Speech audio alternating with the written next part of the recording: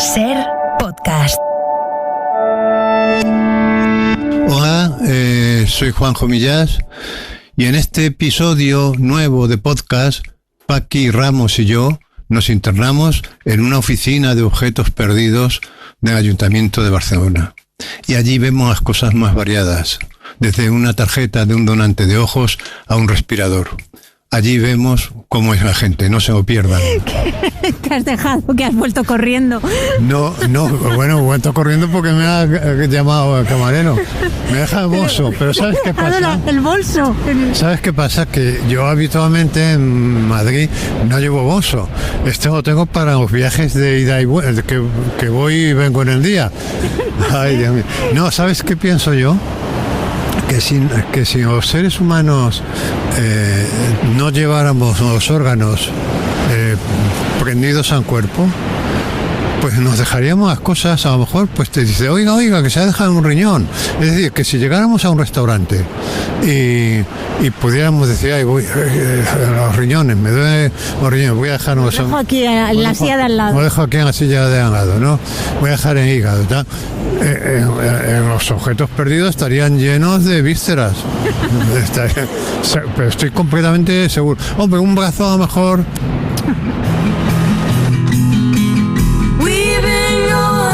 Such a long time that I'm almost afraid to go home. A long road is a long, dragged out imagination where things can go wrong, but we keep rolling on.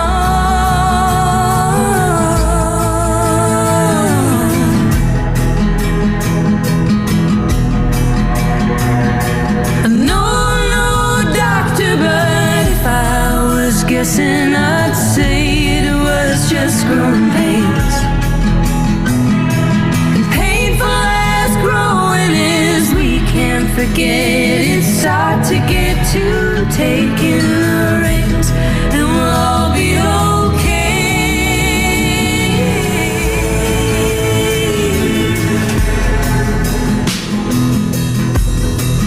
We'll be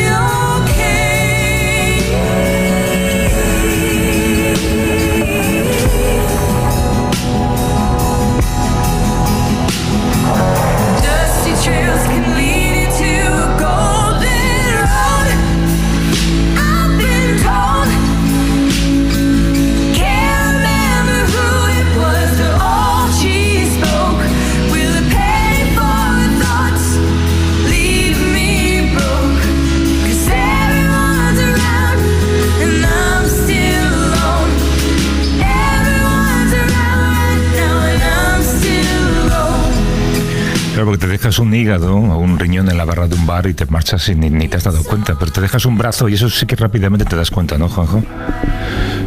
Pues sí, buenos días. Claro que te das cuenta porque...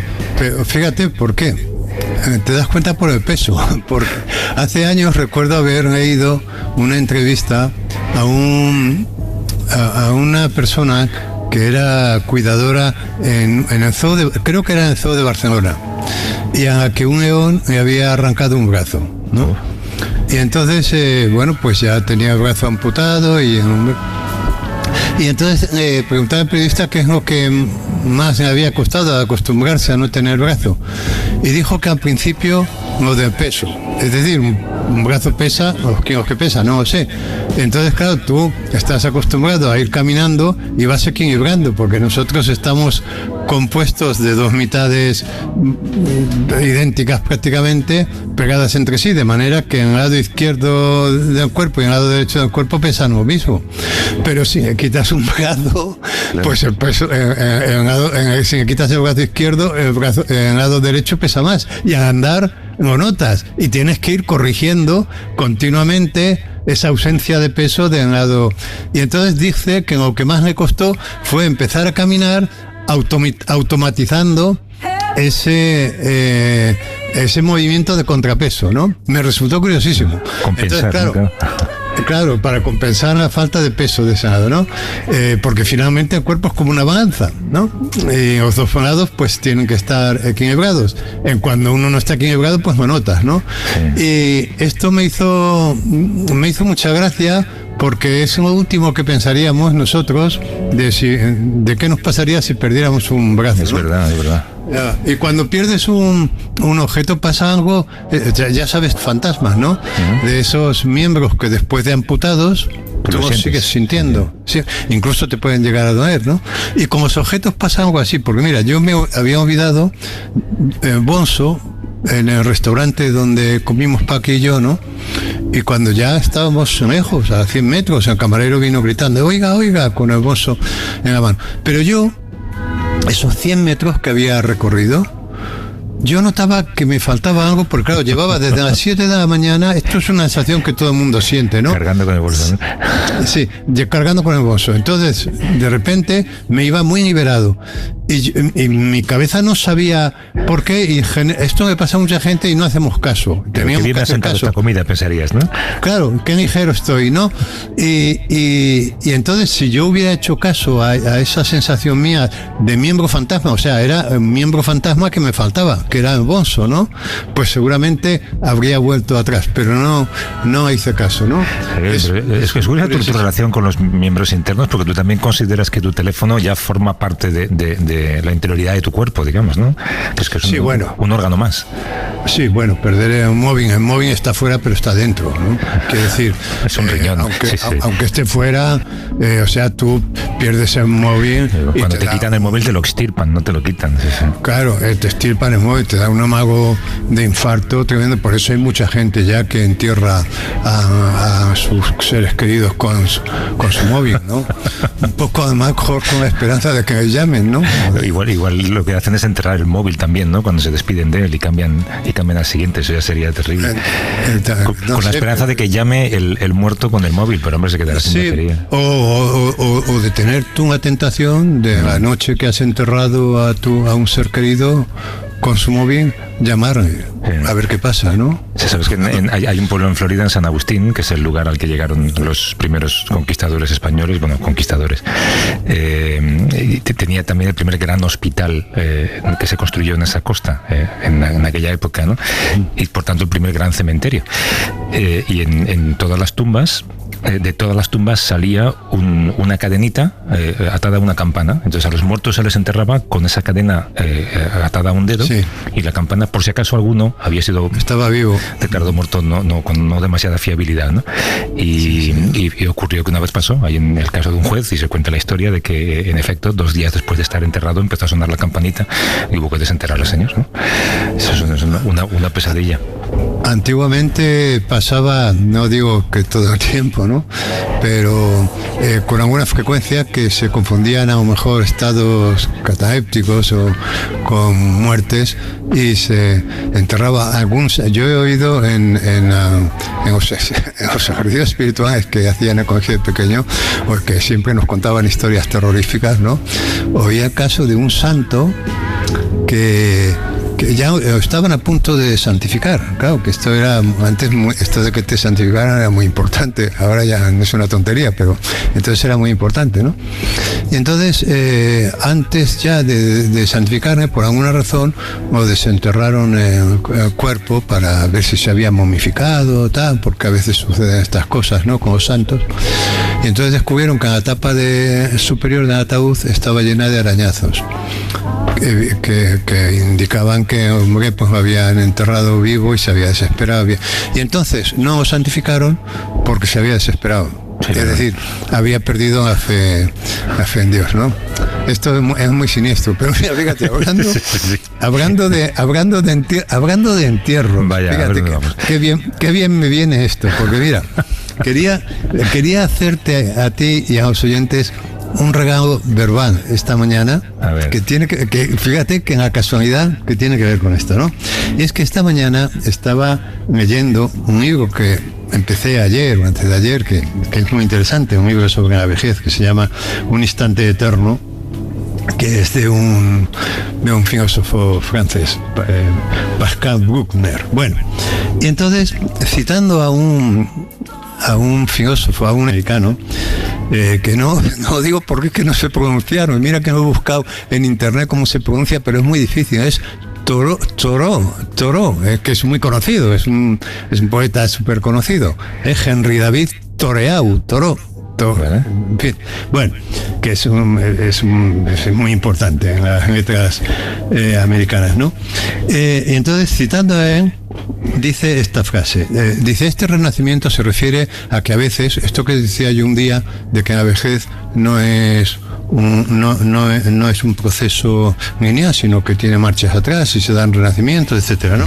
Y dice: este renacimiento no es más milagroso que el de aquellos insectos cuya larva, encerrada en el espesor de la madera, despierta después de años gracias al calor de una tetera. Es decir, vamos a ver, no sé si me ha ido suficientemente bien para entender.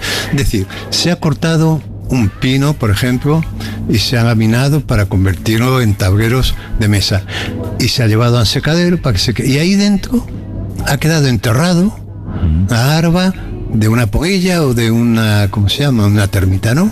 Ha quedado enterrada. Y en un ambiente absolutamente seco, y por lo tanto se ha entrado en una fase como durmiente, ¿no? Y luego eso se convierte en una mesa de unos señores americanos que toman el té, acomodados, y un día colocan la tetera caliente sobre la mesa, encima justo de la larva, revive. ¿No es maravilloso la imagen? Esto lo pillar Suaga y te habla de la evolución rápidamente. No, ya se lo tengo que contar. Me recordaba un poco aquellos versos también de Machado, ¿no? El de Alonso herido por el rayo, ¿no? Que son los últimos versos que dicen: mi corazón espera también hacia la luz y hacia la vida otro milagro de la primavera, ¿no? O sea que a veces lo único que tienes que hacer es colocarte debajo de una mesa donde vayan a tomar el té. Y a lo mejor renaces. Y al calorcillo de la tetera te vuelve. Pues ya estás muerto, te da para tocar la campana, ¿no? Oye, pero no es una imagen brutal esta de Nagarro en la tetera. Sí, ¿no? Es que hay imágenes que a mí me arreglan yo siempre recomiendo a la gente empezar el día leyendo un poema, porque si tienes la suerte de quedar con el poema adecuado o quedas con una imagen adecuada, una imagen te arregla el día, porque es que yo creo que ya no voy a poder dejar de pensar todo el día en esa imagen de la larva enterrada en las profundidades de la madera, que renace gracias al calorcito de la tetera. Y de repente llega alguien, coloca una tetera encima y el calor la hace revivir, y claro, esa mesa va a durar 2 días porque se la va a comer la polilla. Es verdad. Es una imagen fabulosa. ¿Te acuerdas cuando hablamos de cómo cada vez estamos menos dispuestos a escuchar a quienes opinan diferente de nosotros? No quiero hablar de política, no quiero hablar mucho de política, que además hemos estado de vacaciones una semana, pero lo hemos comentado alguna vez, ¿no? Que cada vez todos su propia opinión, que la opinión contraria, que es la que nos ayudaría a lo mejor a reforzar nuestras creencias o a tener una visión distinta, ¿no? Y ayer, yo creo que también un poco como provocación, tuvimos en el programa temprano a un periodista argentino en Francia, Alejo Shapiro. Yo no sé si lo escuchaste. Él hablaba de lo que él llama la tradición de la izquierda. ¿Lo viste? ¿O viste la conversación? Sí, la escuché. La verdad es que me quedé muy sorprendido. Bueno, pues me quedé muy sorprendido primero porque él hizo una introducción muy larga contando que era su amigo. Y aquello era una ensaladilla rusa. Sí. Es un libro interesante, la tradición de la izquierda, pero claro, tiene ciertas ideas que también luego contó. Esto de que la izquierda ejerce la hegemonía cultural, por ejemplo, ¿no? Que es una idea un poco trasnochada. Y es curioso porque preparando la entrevista y luego escuchando al individuo, él no hacía más que decir que él escribía casi desde una posición aséptica, ¿no? Y es verdad que no se sabe muy bien de dónde procede su ideología o en dónde está. Pero algunas de sus teorías eran un poco extrañas, ¿no? Bueno, fíjate que empezaba hablando de que él había pertenecido a la izquierda, ¿no? Y hablaba de la izquierda, de la pérdida de la izquierda como la pérdida de una ex, de una amante, ¿no? Y luego a partir de ahí, en fin, todos los males del mundo procedían de la izquierda. Yo tengo un amigo que dice: nunca debes hablar mal de tu ex, porque hablar mal de tu ex es como hablar mal de tú mismo. Porque claro, a ti te viene alguien diciendo, me he separado de mi mujer, y te dice atrocidades de ella, y dice, ¿cuántos años llevabais juntos? Y dice, 25. Y dice, bueno, pues entonces, algo tendrías tú que ver con eso, ¿no? Bueno, pues entonces todas estas atrocidades que este hombre contaba de la izquierda, pues y además que se refirió a ella como a una ex, pues claro, resultaban chocantes, resultaron un poco como la historia del converso, ¿no? Que cambia de posición ideológica, pero no cambia su forma de, quiero decir, hay gente que es dogmática, esté en el sitio que esté. Nosotros conocemos muchos casos de gente que militó en la izquierda en su juventud y que ahora militan en la derecha, pero militaban en la izquierda con el mismo dogmatismo con el que ahora militan en la derecha, ¿no? Y esto a mí siempre me sorprende un poco, porque sufrir cambios, que es normal además que a lo largo de la vida los tengas muy grandes desde el punto de vista ideológico, debería influir también en la capacidad para pensar, pues si yo fui tan dogmático entonces que todo el que no pensaba como yo era idiota, eso lo debería corregir, aunque, ¿entiendes? O sea, aquí tenemos Tony Cantó, que por todas partes donde pasa es igual de radical por todas partes donde pasa. Entonces eso sí me hace sospechar. Pero luego este hombre, esto que decía cosas que eran realmente luego muy graciosas, ¿no? En este afán de, me recordaba un poco esto que hace Isabel Ayuso, que todo lo que le pasa al mundo, y a ella tiene la culpa Sánchez, ¿no? Que es magnífico, ¿no? De todo lo que le pasa al mundo tiene la culpa la izquierda, decía. La izquierda, ¿no? Trasnochada, seguro. No sé si decía, no el adjetivo trasnochada, decía, porque si hay una izquierda trasnochada será la que no es trasnochada, pero yo creo que toda la izquierda para él era igual, ¿no?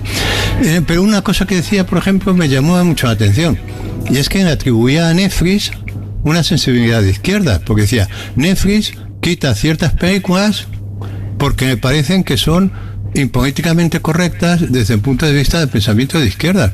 Dice, hombre, pero Netflix no es de izquierda, ¿no? Quiero decir, es un disparate. Movistar, Telefónica tiene los clientes seguramente más conservadores del espectro económico, social, quizá, ¿no? Económico, tal, por razones que no es preciso enumerar. Además es la imagen de marca española de toda la vida. Mucha gente ha tenido esas famosas Matildes, las acciones y tal. Bueno, pues Movistar tiene el programa más transgresor y más irreverente de toda la televisión española, que es La Resistencia, de David Broncano, ¿no? Nadie ha obligado teniendo, ya digo, seguramente el espectro más conservador y más económicamente, es decir, y él hablaba de la hegemonía cultural de la izquierda, ¿no? Como que todo lo que tiene que ver con cultura. No, pero esto también era tremendo, porque creo que fue Mathieu el que le dijo, que fue Mathieu el que yo creo que el único que se dio cuenta de que, en fin, estaba delante de un esperpento, ¿no?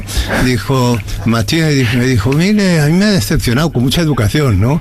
Y tal, dice, porque claro, usted en este libro, en fin, solamente habla mal de la izquierda, pero quiero decir, a saco y tal. Y dice, bueno, yo me meto con la izquierda porque es la que detenta la hegemonía cultural. Y yo digo, pero bueno, ¿qué es esto de detentar la hegemonía cultural? ¿Cómo que la izquierda detenta la hegemonía cultural?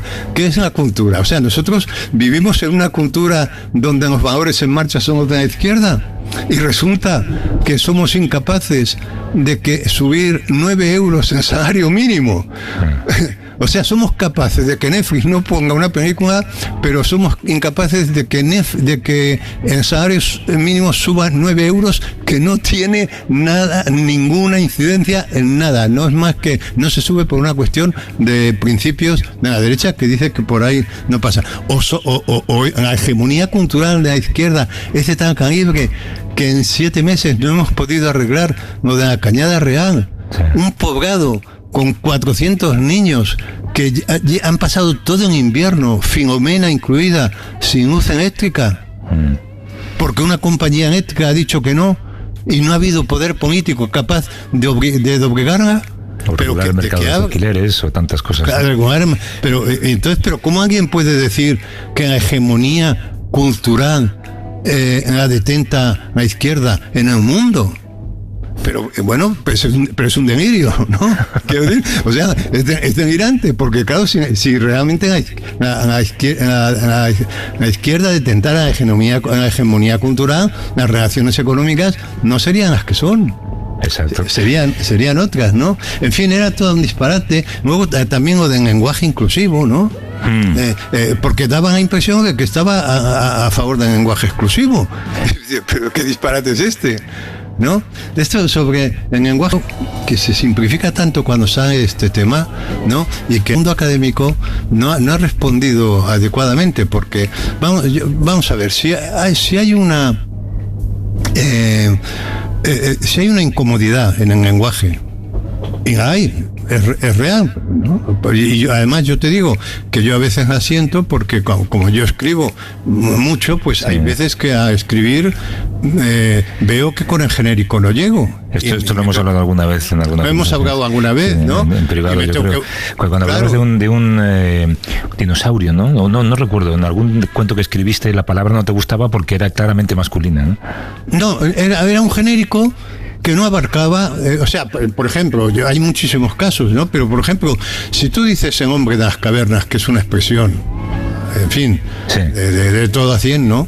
El lector o el receptor está viendo un hombre al lado de una caverna, y a lo mejor con suerte en segundo plano está viendo a una troglodita con un bebé en brazos, ¿no? Pero si tú dices a hombre, es decir, que hay muchas ocasiones en que es verdad que con el genérico no llegas. Claro, en lenguaje inclusivo, ¿cuándo ha surgido? Bueno, pues cuando la mujer ha salido a la vida. Es decir, cuando no había juezas, pues decíamos juez, siempre decíamos juez siempre. Cuando no había médicas, decíamos médico. Es decir, en lenguaje, en malestar en el lenguaje sucede cuando la mujer sale de la vida y empieza a ocupar lugares que habita.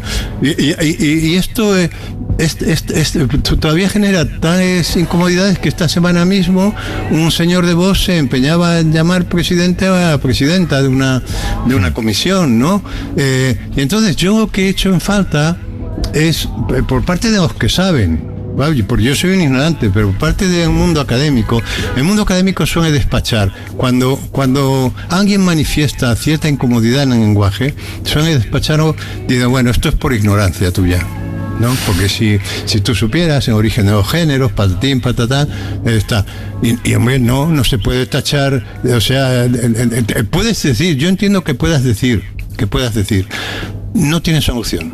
Bueno, no tiene solución porque las soluciones que se han propuesto pues son antieconómicas, no tienen pinta de prosperar. Durante un tiempo, tú te acuerdas que en el lenguaje escrito, pero esto no se podía trasladar al lenguaje oral, en las cartas se ponía queridos amigos, y en la O se sustituía por una arroba, sí.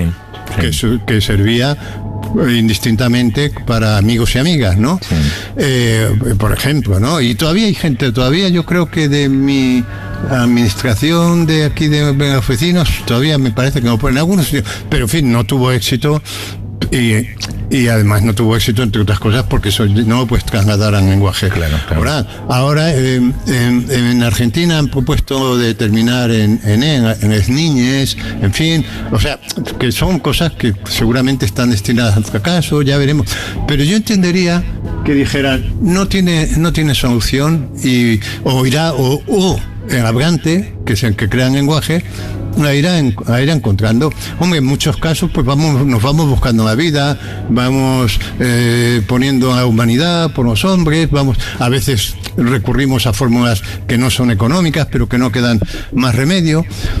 Pero lo que yo he hecho en falta es una reflexión que, mira, sí existe en un libro que yo he recomendado en alguna ocasión, seguramente contigo, ¿no?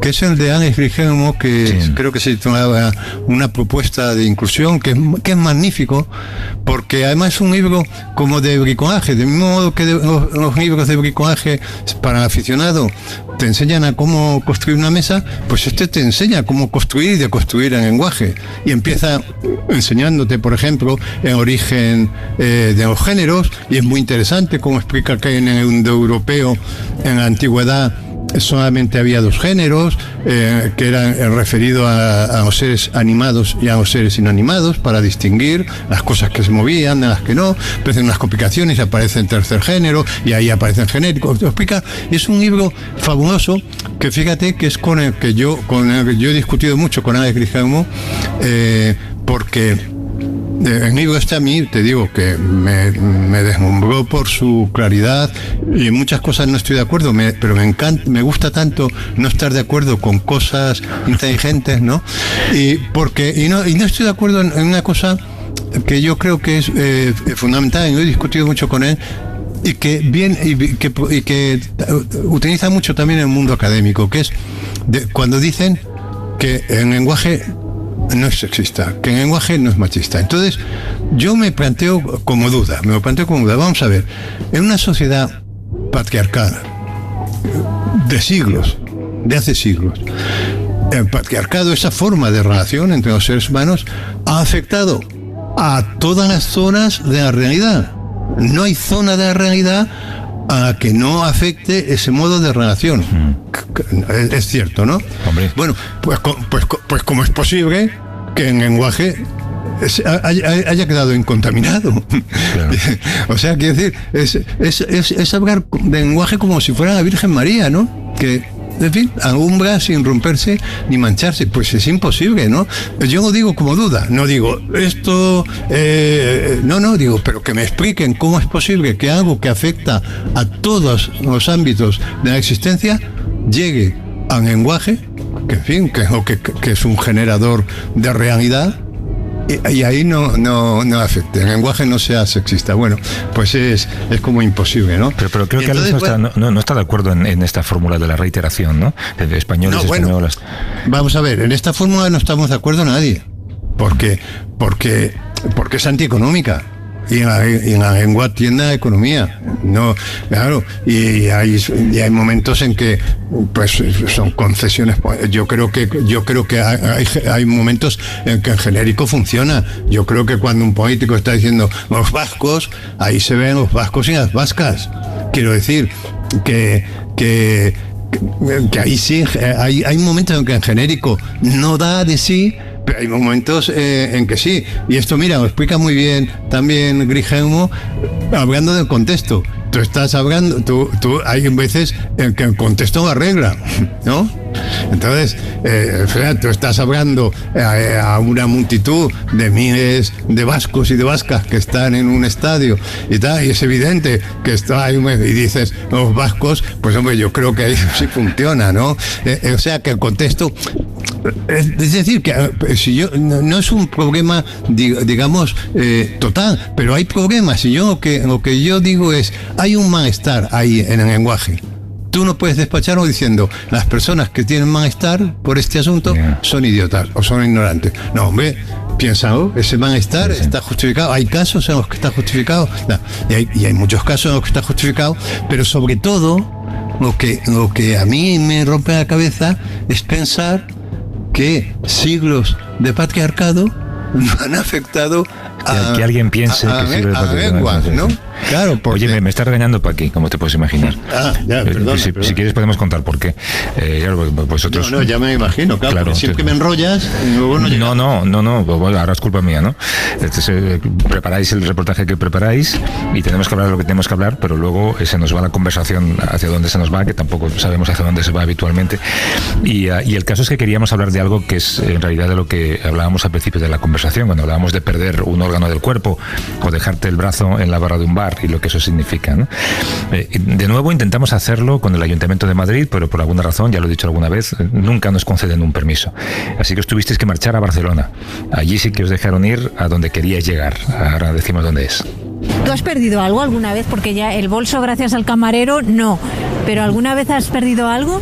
Mira, yo pierdo pocas cosas porque tengo un temperamento muy obsesivo. Y por ejemplo, si yo pierdo una cartera, me da un infarto. Entonces me da igual perderla porque me muero. Porque empiezo a pensar en el carnet de identidad, en las tarjetas de crédito. Estoy mirando para ver si vemos un taxi. Pero no tenemos prisa, ¿no? ¿Qué hora es? Bueno, las 3:05. Hacia allá tiene que haber una parada. ¿Ya son las 3:05? Sí. Entonces tenemos prisa. Claro, yo te veo tan tranquilo, bla, bla, bla, bla, bla. No, es que yo confío en que tú y Javier del Pino sabéis controlar el tiempo. Pues ya ves que no, ni Javier del Pino ni yo controlamos el tiempo. He visto pasar varios coches, pero por no cortarte... Los restaurantes están por ahí, debe haber... entonces digo que es difícil que yo pierda... Claro, porque todo esto yo te había preguntado, o sea, nunca has perdido nada, nunca. Pero me ha venido, cuando me has dicho, he perdido cosas, claro que he perdido cosas, ¿no? Pero me ha venido a la memoria una pérdida que fue muy dolorosa. Hay un taxi. No. Métete por aquí y yo me meto por aquí. Hola. Hola, muy ¿Qué tal? Vamos al ayuntamiento. Vale. Seguimos. Sí. Resulta que me habían traído Reyes Magos un helicóptero a que se me daba cuerda y hacía un vuelo de aquí a medio metro, pero a mí me entusiasmaba. Me llevaba la llave al colegio porque yo la tocaba y pensaba en el helicóptero y pensaba cuando volviera a casa que me haría volar. Y perdí la llave. Y el helicóptero se quedó inválido. Nunca más pudo volar. O sea, yo es que vengo de una época muy dura, Paqui. Ya lo veo, ya. Me voy a echar a llorar. Ya. Tú no, porque no tienes sentimientos, pero una persona con sentimientos. Pero tenemos que haber perdido cosas más importantes a las que no nos acordamos. Porque no le damos importancia a un material, tú y yo. Ahora te digo una cosa, nunca se me hubiera ocurrido ir a donde vamos a ir ahora. No, a mí tampoco. O sea, a mí jamás se me habría ocurrido ir a una oficina de objetos perdidos en busca de algo mío. No, es que no, se me habría pasado por la cabeza. Pues ahora que no buscamos nada, vamos a ir, a ver qué hay. Te diré que a mí me gusta mucho la palabra pérdida. Pérdida es una palabra preciosa. Y hay un bohero muy bonito que dice: pérdida, eso sí que fue pérdida, cuando perdí todo, porque perdí tu amor. Pérdida, eso sí fue pérdida, cuando lo perdí todo, porque perdí tu amor. Yo me rifé en la vida y destino como un buen jugador. Yo me gané las cosas. La selección musical a cargo de Juanjo. Os plantasteis en la oficina de objetos perdidos en Barcelona y se trataba de ver qué pierde la gente, qué suele perder la gente. Que por cierto también hay un juego de palabras o hay una serie de palabras en catalán que es bonito, ¿no? Es muy bonito porque nosotros a las oficinas de objetos perdidos las llamamos oficinas de objetos perdidos y ellos las llaman oficinas de objetos encontrados, es decir, trobados. Es muy bonito porque, claro, trobar con B en catalán es encontrar, claro. Y el que encuentra es un trovador, mientras que trovador... Pero es mucho más exacto hablar de objetos encontrados, porque perdidos hay muchos, encontrados hay pocos, ¿no? Ya, no, yo creo, vamos, no sé más exacto. A mí lo que me hace gracia es que es mucho más positivo objetos encontrados que objetos perdidos, porque objeto perdido tiene una connotación negativa, ¿no? Pero objetos encontrados es positivo, no se ve lo negativo del asunto, ¿no? Entonces es muy bonito. Y entonces a los que encuentran objetos perdidos los llaman los trovadores. El trovador que tiene derecho a quedarse como objeto si no aparece su dueño, ¿no? Claro. ¿Qué es lo que más miedo te daría? Perder, iba a decir, perder el iPhone o la identidad, pero la verdad es que una cosa va unida a la otra hoy en día, ¿no?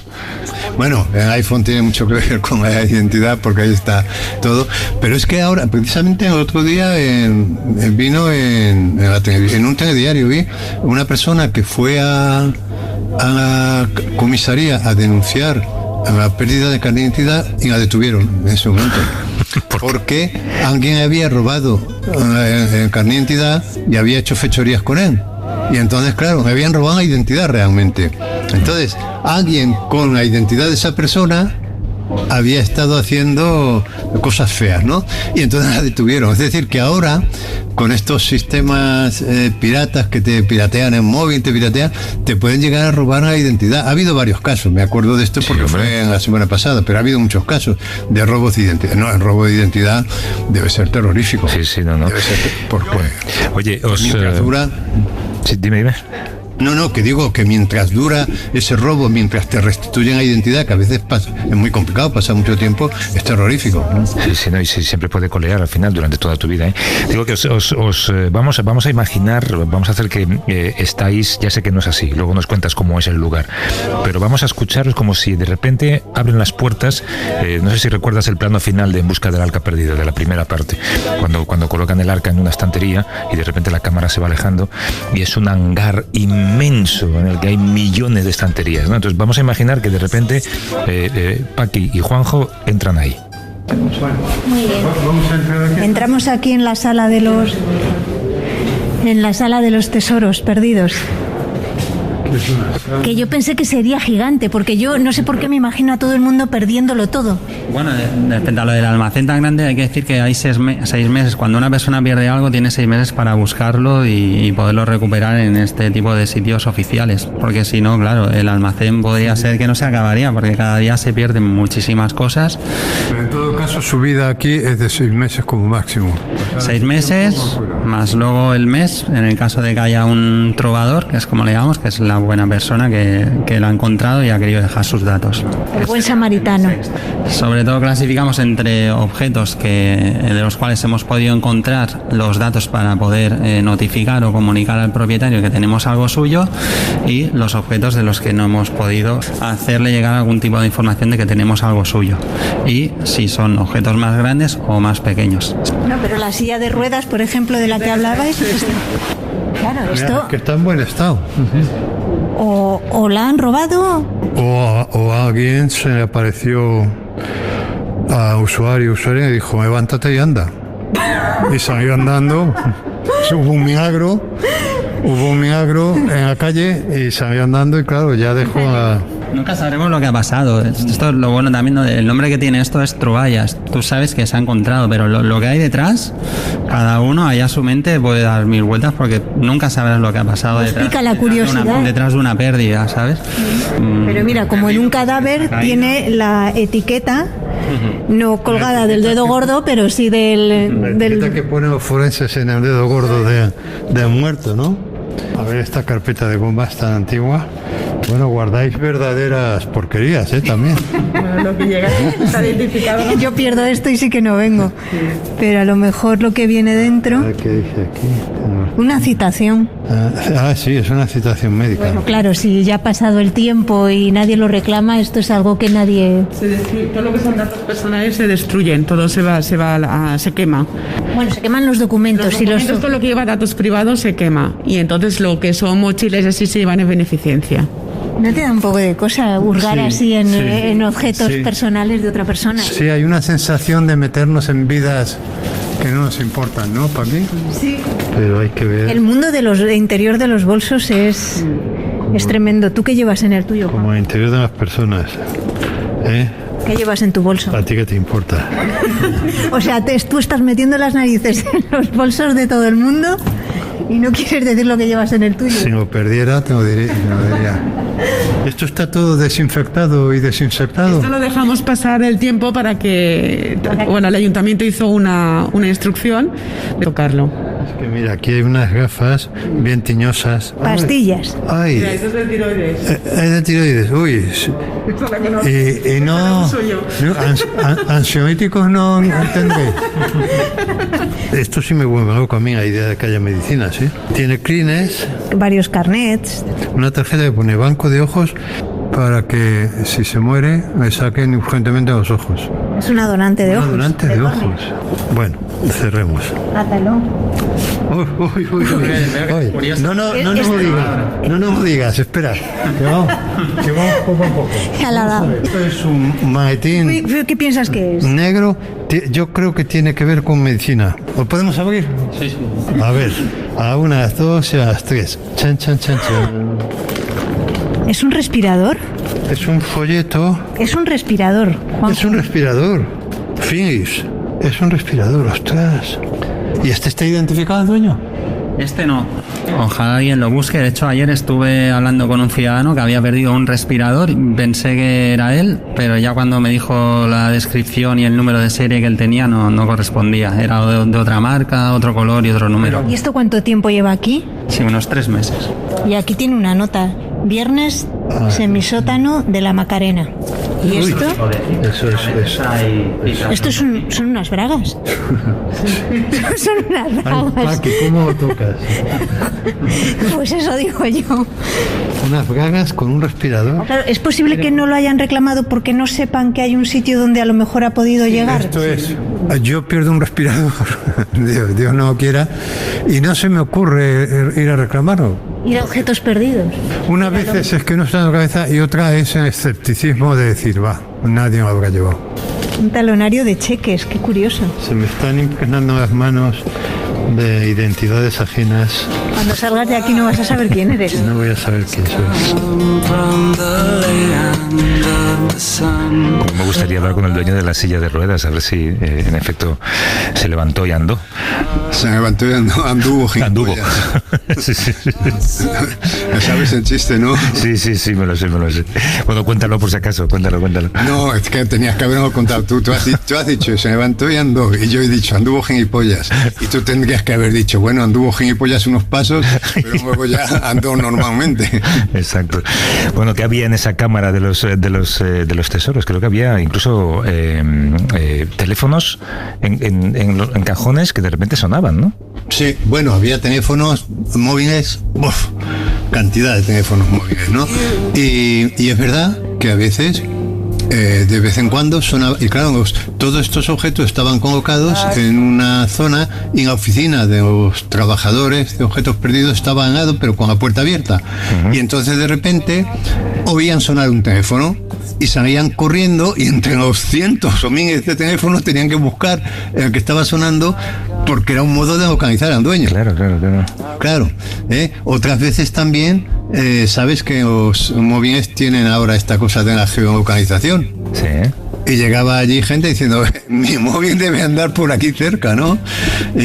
Pero bueno, había 5.000 objetos, Javier. Había, bueno, es que no te puedes imaginar, había bolsos, mochilas, carteras, móviles, apuntes de estudiantes, por ejemplo. Habría cajones y, en fin, había un tomavistas, por ejemplo, antiguos, una caja de bisutería, cascos de moto. Pero claro, a mí me impresionó mucho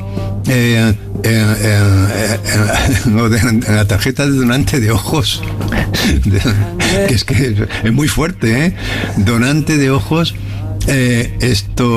Respirador y las bragas, todo junto prácticamente. Me recordaba aquella definición, unas bragas que decía Paqui que eran bragas faja, que me recordaba aquella definición de surrealismo. No sé quién decía que surrealismo era un paraguas, una máquina de coser y un no sé qué, ¿no? O sea, objetos muy heterogéneos pues colocados juntos, ¿no? Pues aquí pasaba eso, ¿no? Ya te digo, del donante de ojos me dejó muy, muy tocado. ¿Os han comentado si se han cambiado el tipo de objetos que se pierden durante la pandemia? Sí, mucho, porque claro, por ejemplo, había muchísimos pasaportes de gente extranjera, de turistas fundamentalmente, ¿no? Ya no encuentran carteras, por ejemplo, de alemanes ni de gente de Estados Unidos. Es decir, todas las pérdidas relacionadas con el mundo del turismo, pues han bajado muchísimo. Aunque encontramos bastantes objetos, bastante documentación. Esto fue muy curioso, ¿no? Porque nos dio una idea de hasta qué punto vivimos ya en una sociedad absolutamente multicultural. Porque yo qué sé, de 5 pasaportes que miramos, 4 eran extranjeros, de gente que no eran tanto turistas como de gente que residía en Barcelona, ¿no? O en Cataluña. Y bueno, pues y claro, todo estaba muy tocado, las carteras, sobre todo los monederos, todo estaba muy sobado. Y entonces eso daba esa impresión de que todavía conservaban parte de la identidad de sus dueños, ¿no? Hay algo ahí que producía una extrañeza enorme, ¿no? Y luego había un caso curioso de gente, de personas que iban todas las semanas, porque todas las semanas perdían lo mismo, además, ¿no? Y yo, vamos a perder. Me acordaba yo de un título de una novela de Santiago Gamboa, que es un novelista colombiano estupendo, que se titulaba Perder es una cuestión de método, que es un título estupendo, ¿no? Que creo que además que se hizo una película. Perder es una cuestión de método. Entonces este señor que perdía es que tenía el método, que perdía continuamente es que tenía el método, ¿no? Y luego como contrapartida había un señor que encontraba, había un trovador habitual. O sea, un señor que era... Que iba por la calle buscando cosas, sí, y tenía éxito. Sí. Sería como estos. ¿Tú no has visto esto? Los que van a la playa con una cosa buscando. Esto es. Sí. Hace poco estuve yo estaba en San Sebastián y el hotel daba a la playa de la Concha, y a las 7 de la mañana había allí un señor con el buscador de metales, ¿no? Que supongo que van buscando anillos o algo que se le ha caído a la gente, ¿no? Mira, hay una persona que viene. Sí. Vienen con cita previa. Sí. Señor José María. Sí. Siéntese, por favor. ¿Me permite un documento suyo para identificarse? ¿Qué viene a buscar? Una billetera que me robaron hace como un año, y cuando renové el DNI hicieron la denuncia y entonces de golpe apareció. ¿Hace un año? Justo empezó la pandemia y con esto de que no se podía ir a ningún sitio, pues lo dejé. ¿Y qué llevabas en la billetera? Pues el DNI, tarjeta de crédito y poco más, por el dinero seguro que no. ¿Cuánto llevabas? Unos 20 y algo de euros. Te voy a buscar el objeto. ¿Te imaginas que estuviera el dinero? Que tuviera más dinero del que llevaba. Claro, en un año imagínate los intereses que te ha podido dar. ¿Qué sensación me da reencontrarse con un objeto tan antiguo? Porque además se ve que está gastado, o sea que... ¿Qué sensación me da? Alegría por eso, porque fue un regalo de mi pareja y... Bueno, pues que la disfrutes. Enhorabuena. Ahora ya tienes 2 carnes de identidad. ¿Se da con alguna frecuencia en caso de alguien que encuentra algo en la calle y viene aquí a traerlo? Sí, también. Bueno, dice que es un señor que va encontrando muchos objetos y que los trae. Sí. Que va encontrando muchos objetos, o sea que es un profesional de la búsqueda. No sé, suponemos que las quiere encontrar y él se dedica a buscarlas. O sea, hay gente que cada poco tiempo pierde cosas y dices, ostras, ¿cómo puede ser? Sí. Hay gente empeñada en perder, como hay gente empeñada en encontrar. O vienen a recoger la cartera y se dejan el bolso que traía. Eso pasa mucho. Que tienes que salir corriendo detrás en la puerta, señor. Claro, porque vienes a recoger. Ahí también hay una mochila de globo. Anda, mira. ¿Cómo habrás podido perder la mochila de repartidor de comida? O sea, la gente puede perder, por ejemplo, dinero en un sobre. Un señor que se encontró 10.000 euros en el aeropuerto dentro de un sobre y los trajo. Y al cabo de 6 meses el propietario no vino y el dinero se lo quedó la persona que se lo encontró. ¿Y comprobasteis que el dinero no era falso? No comprobamos el dinero, no. O sea que ese señor igual está en la cárcel por haberlo utilizado. Claro, si tú robas 10.000 euros y los entregas como que te vas a encontrar por la calle y a los 6 meses te los quedas... Claro, porque sabes que nadie va a venir a reclamarlos. Te los quedas legalmente. ¿Y si viniera alguien a reclamarlos, cómo podría saber? Hemos de filtrar el tipo de objeto. 10.000, ¿cómo? ¿Cómo son estos? ¿Billetes de qué? ¿Y cosas extrañas? A mí un día un señor me vino a pedir una pértiga. Y una pértiga, en principio me imaginé un atleta saltando el salto de altura. Y era una cajita donde había una pértiga que era... La pértiga es la pértiga que aguanta el micrófono. Hubo una vez un caso de una chica que yo creo que no se alegró de que le encontráramos, en este caso la cartera, porque vino acompañada con su madre, era una chica joven y dentro de la cartera había un preservativo. Entonces cuando la abrió delante de su madre para ver todo lo que había, su madre cogió y la miró y le dijo, ya hablaremos en casa tuyo, ya hablaremos en casa tuyo. Yo creo que esa es la única vez en la que alguien no se alegró de que encontráramos algo. Ya se podía haber quedado perdido. E incluso yo recuerdo en diciembre, pocos días antes de la lotería de Navidad, una persona que encontró el 10º y lo vino a traer aquí. Claro, dices, alguien encontró esto y se molestó en buscar si había una oficina, llevarlo, que realmente es heroico si te pones a pensarlo. Sí, porque todo da tanta pereza ahora. Todo da tanta pereza, estamos tan liados que... Cambia el chip. Mucha gente cambia el chip y lo ves, en cómo entra y cómo se va, cambian el chip. Y eso a mí es una de las cosas por las que me gusta trabajar aquí. Y agradecemos a Pilar, a Marcos y a Esteban que os ayudaran con este paseo y que os guiaran y fueron enormes anfitriones que os han hecho volver a creer en la bondad humana, por lo que me ha contado Paqui y por lo que han contado ellos. Me quedo con la duda de lo que llevas en el bolso, porque te has puesto muy tenso cuando te lo preguntó Paqui. Vas a ser como esta chica y su madre, ¿no? Y el preservativo, no quiero preservativo. Dime. No, me despides ya corriendo. Sí, porque tenemos publicidad y desconexión, pero di lo que quieras.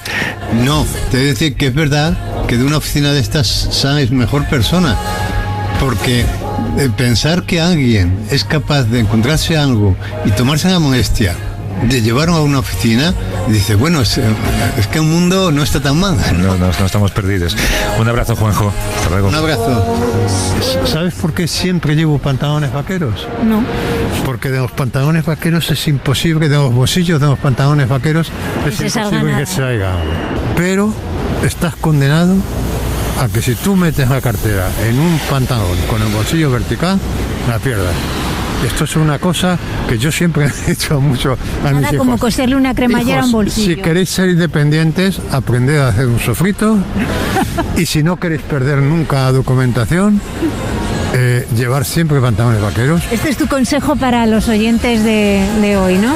Bueno, aprended a hacer sofrito y no metáis las cosas en bolsillo vertical. Lo que le digo a la gente que quiero, ¿no? Pues ya está, tus oyentes. Llevad siempre pantalones con bolsillos horizontales, porque de un bolsillo horizontal es imposible que se pierda algo.